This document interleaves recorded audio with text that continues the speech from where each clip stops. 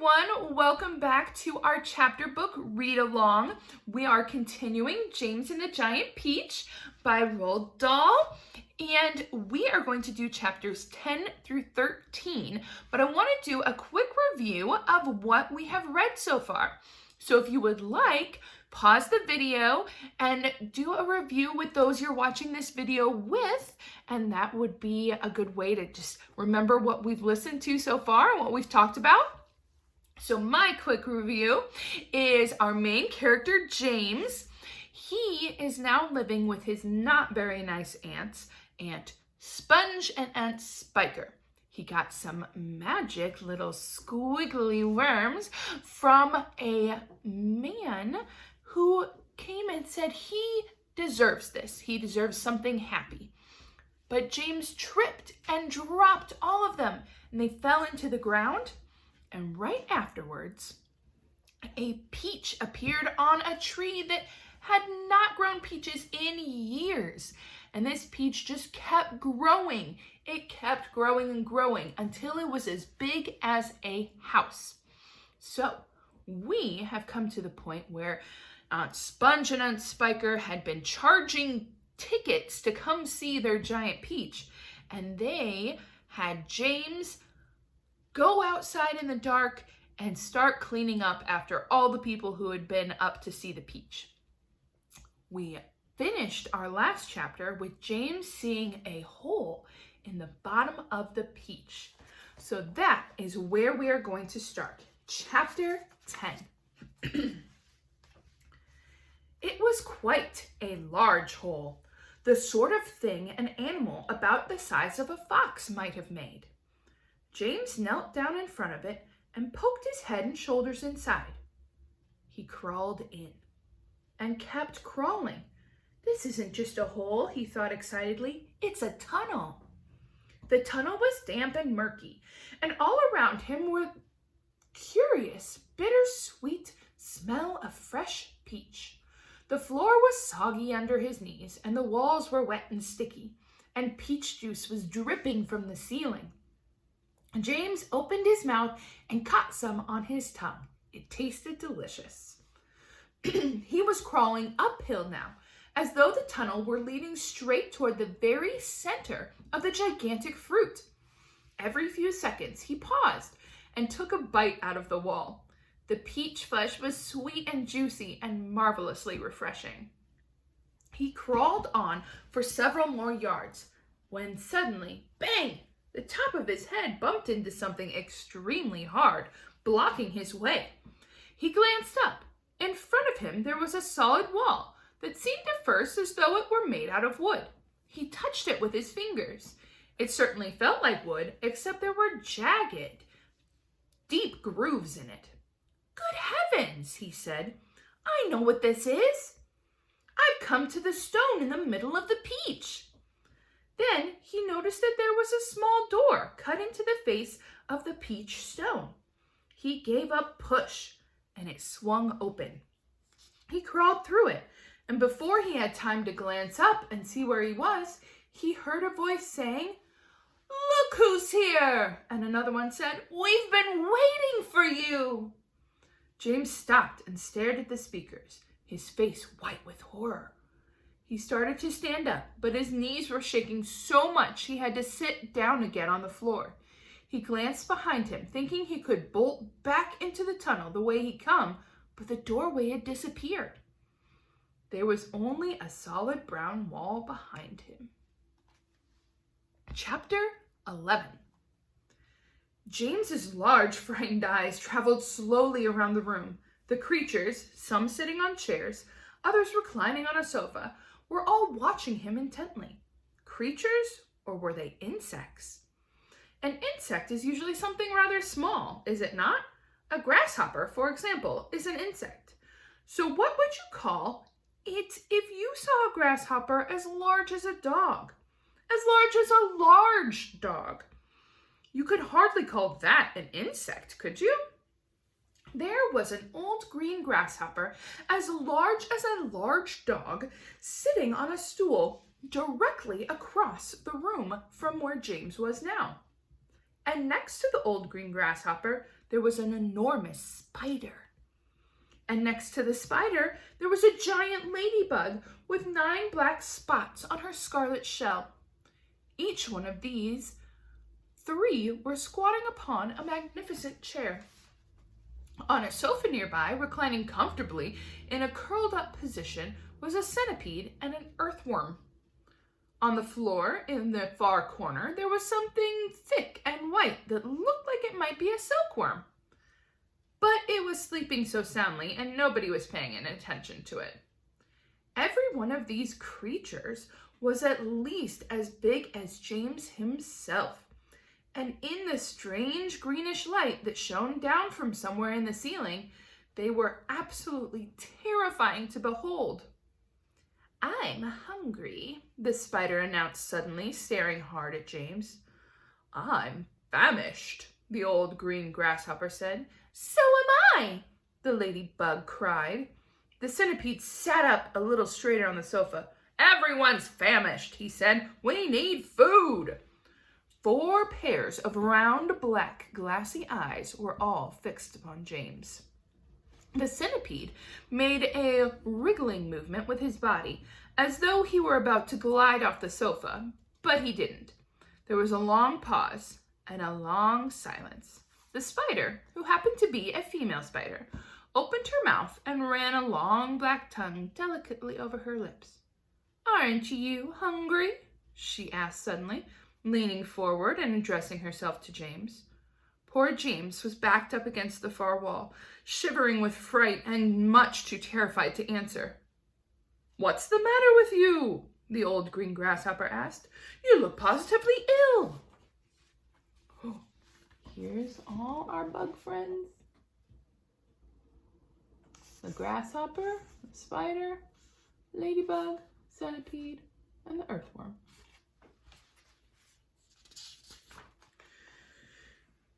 "He looks as though he's gonna faint any second," the centipede said. "Oh my goodness, the poor thing," the ladybug cried. "I do believe he thinks it's him that we want to eat." There was a roar of laughter from all sides. Oh dear, they said. "What an awful thought." "You mustn't be frightened," the ladybug said kindly. "We wouldn't dream of hurting you. You're one of us now. Didn't you know that? You're one of the crew. We're all in the same boat." "We've been waiting for you all day long," the old green grasshopper said. "We thought you were never going to turn up. I'm glad you made it." "So cheer up, my boy, cheer up," the centipede said. "And meanwhile, I wish you'd come over here and give me a hand with these boots. It takes me hours to get them off by myself." Chapter 12. James decided that this was most certainly not a time to be disagreeable, so he crossed the room to where the centipede was sitting and knelt down beside him. "Thank you so much," the centipede said. "You are very kind." "You have a lot of boots," James murmured. "I have a lot of legs," the centipede answered proudly, "and a lot of feet, 100 to be exact." "There he goes again," the earthworm cried, speaking for the first time. "He simply cannot stop telling lies about his legs. He doesn't have anything like hundreds of them. He's only got 42. The trouble is that most people don't bother to count them. They just take his word. And anyway, there's nothing marvelous, you know, centipede, about having lots of legs." "Poor fellow," the centipede said, whispering in James's ear. "He's blind. He can't see how splendid I look." "In my opinion," the earthworm said, "the really marvelous thing is to have no legs at all and be able to walk just the same." "You call that walking?" cried the centipede. "You're a slitherer. That's what you are. You slither along." "I glide," said the earthworm primly. "You're a slimy beast," answered the centipede. "I am not a slimy beast," the earthworm said.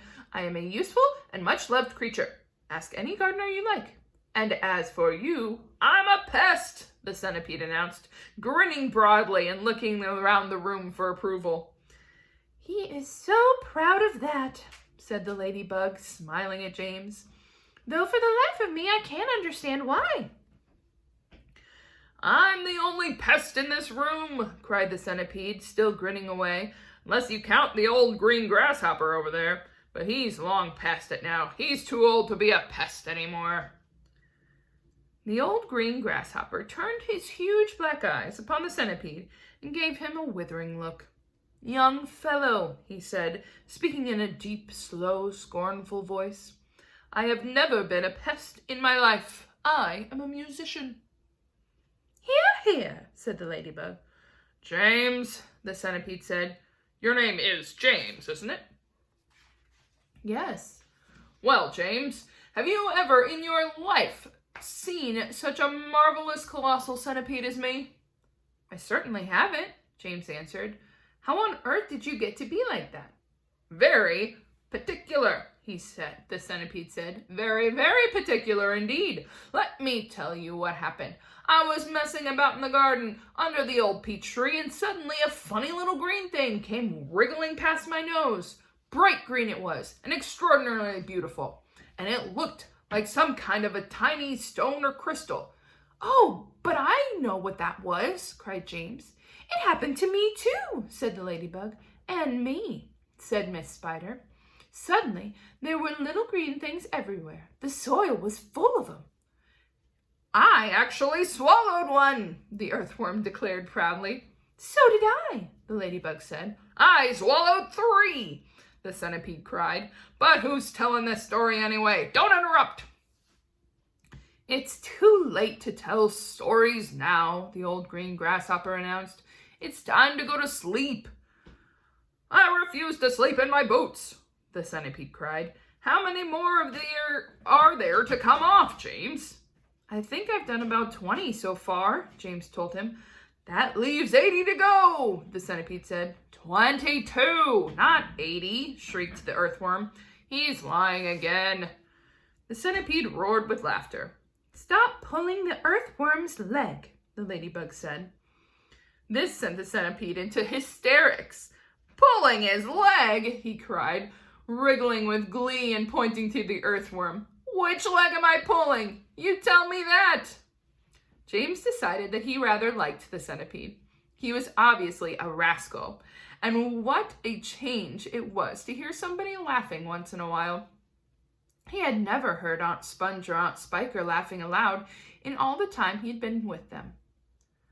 We must really get some sleep, the old green grasshopper said. We've got a rough day ahead tomorrow. So, if you would be kind enough, Miss Spider, to make the beds. Here's a little picture of Miss Spider. Chapter 13. A few minutes later, Miss Spider had made the first bed. It was hanging from the ceiling, suspended by a rope of threads at either end, so that actually it looked more like a hammock than a bed. But it was a magnificent affair. The stuff that it was made of shimmered like silk in the pale light. I do hope you'll find it comfortable, Miss Spider said to Old Green Grasshopper. I made it as soft and silky as I possibly could. I spun it with gossamer. That's a much better quality thread than the one I use for my own web. Thank you so much, my dear lady, the Old Green Grasshopper said, climbing into the hammock. Ah, this is just what I needed. Good night, everybody. Good night. Then Miss Spider spun the next hammock, and the ladybug got in. After that, she spun a long one for the centipede and an even longer one for the earthworm. And how do you like your bed? She said to James when she came to him. Hard or soft? I like it soft, thank you very much, James answered. For goodness sake, stop staring around the room and get on with my boots, said the centipede. You and I are never going to get any sleep at this rate. And kindly line them up neatly in pairs as you take them off. Don't just throw them over your shoulder. James worked away frantically on the centipede's boots. Each one had laces that had to be untied and loosened before it could be pulled off. And to make matters worse, all the laces were tied up in the most complicated knots that had to be unpicked with fingernails. It was just awful. It took about 2 hours, and by the time James had pulled off the last boot of all of them and had them lined up in a row on the floor, 21 pairs altogether, the centipede was fast asleep. "Wake up, centipede," whispered James, giving him a gentle push in his stomach. "It's time for bed."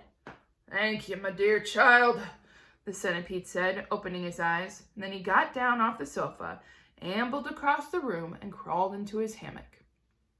James got into his own hammock, and oh, how soft and comfortable it was, compared to the hard, bare boards that his aunts had always made him sleep upon at home. "Lights out," said the centipede drowsily. Nothing happened. "Turn out the light," he called, raising his voice. James glanced around the room, wondering which of the others he might be talking to, but they were all asleep. The old green grasshopper was snoring loudly through his nose. The ladybug was making little whistling noises as she breathed, and the earthworm was coiled up like a spring at one end of his hammock, wheezing and blowing through his open mouth.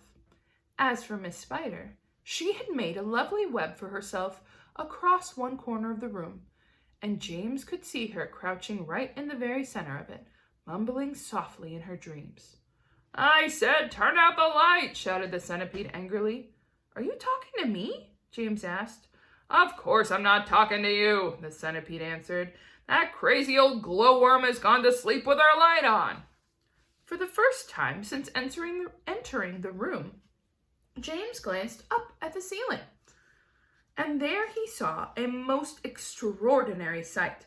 Something that looked like a gigantic fly without wings, it was at least 3 feet long, was standing upside down upon its 6 legs in the middle of the ceiling. The tail end of this creature seemed to be literally on fire. A bright greenish light, was bright as the brightest electric bulb, was shining out of its tail and lighting up the whole room. "Is that a glowworm?" asked James, staring at the light. "It doesn't look like any worm sort to me." "Of course it's a glowworm," the centipede answered. "At least that's what she calls herself. Although, actually, you're quite right. She isn't really a worm at all. Glowworms are never worms. They're simply lady fireflies without wings. Wake up, you lazy beast!" But the glowworm didn't stir, so the centipede reached out of his hammock and picked up one of his boots from the floor. "Put out that wretched light!" he shouted, hurling the boot at the ceiling. The glowworm slowly opened one eye and stared at the centipede. "There is no need to be rude," she said coldly. "All in good time." Come on, shouted the centipede, "or I'll put it out for you." "Oh, hello, James," the glowworm said, looking down and giving James a little wave and smile. "I didn't see you come in. Welcome, my dear boy, welcome, and good night." Then, click, and out went the light.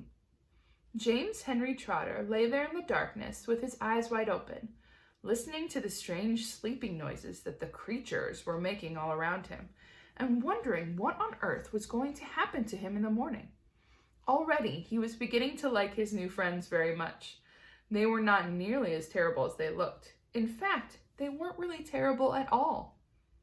They seemed extremely kind and helpful in spite of all the shouting and arguing that went on between them.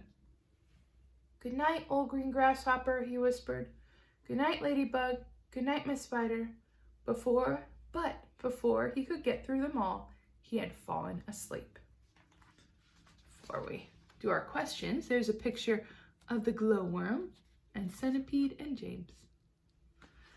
All right, that's where we're going to end today. A lot happened in those chapters. So, first question. James just met 6 new characters. Who are they? So he met the grasshopper, the spider, the centipede, the earthworm, ladybug, and glowworm. You can count silkworm, but they didn't really talk yet, so we're just going to count the first 6. What are some things about these new characters? So the grasshopper is a little older and calls himself a musician. The spider, she may look scary, but she's very nice and made them all beds. The centipede, he's a little rascal, as James called him, and has so many boots. Maybe a little bit of an exaggerator, right? So he says he has 100 legs when he only has 42. The earthworm, what did Centipede say about him? He is blind, but he seems like he's pretty a proud guy. So he's like, I don't slither. He's useful. Miss Ladybug is very kind. And Glowworm is providing light for everybody, aren't they? All right. James crawls through the hole in the peach. What does he see, feel, and taste? So he sees all the sides of the peach. It's kind of squishy, like the inside of a peach. And it smells delicious. And he tastes the juice. And he took a bite out of the side of the wall, didn't he? What did he see when he made it to the end of the tunnel? He saw what they called the center. Wait, let me double check what they called it. But we call it a pit usually. So the pit of the peach. He called it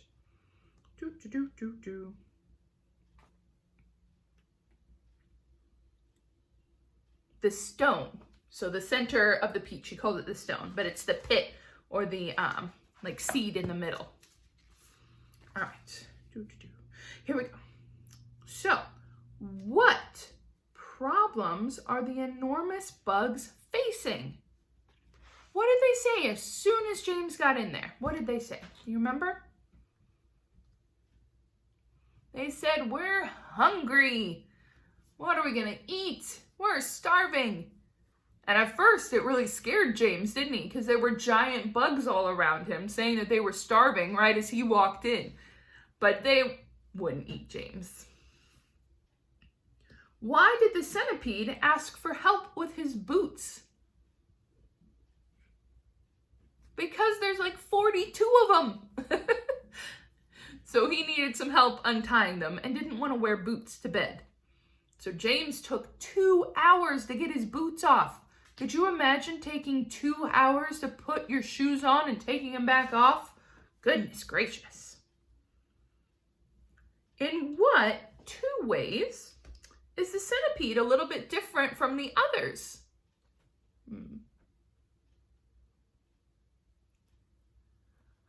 I'd say he's a little bit louder and as James called him, a rascal, so he's kind of joking and very confident. What other ways is he different? Maybe a little grumbly. All right, according to the bugs, how did they become large? They found all those green, shining little wiggly things that James had dropped, right? So some of them ate them. I think that's what all of them did, but they didn't really specify. The earthworm said he ate 1. The centipede said he ate 3. And they said they all saw those. All right. What do you think the grasshopper meant by tomorrow will be a tough day? So what do you think is going to come up? I know some of us have read this book already or maybe seen the movie, but what do you think is going to happen? Why the grasshopper thinks tomorrow is going to be a tough day?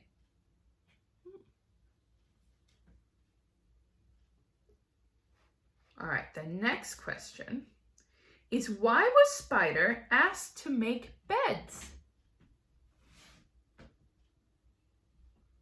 So spiders have something, it looks like silk, especially when they're giant, I guess, but they make webs and they have those strings. So she made little hammocks and made them all very comfortable for everybody. And then our last question, Why was the centipede having a difficult time going to sleep? The glowworm had forgotten to turn her light off, so the light was still on, and she couldn't hear him because she fell asleep with her light on. And then she woke up and said, "Oh, hi, James," and turned it off. All right, we have 2 vocab words today: scarlet and scornful. So scarlet is another descriptor word or way to say red. And then scornful is maybe a little bit judging or upset. So when Grasshopper said, "I am not a pest," and he said it scornfully, he was kind of saying to Mr. Centipede. All right, we are done for today, but thank you so much for joining us again with our chapter read along for James and the Giant Peach. We hope to see you next time, and I hope that you enjoyed it. Bye, everyone.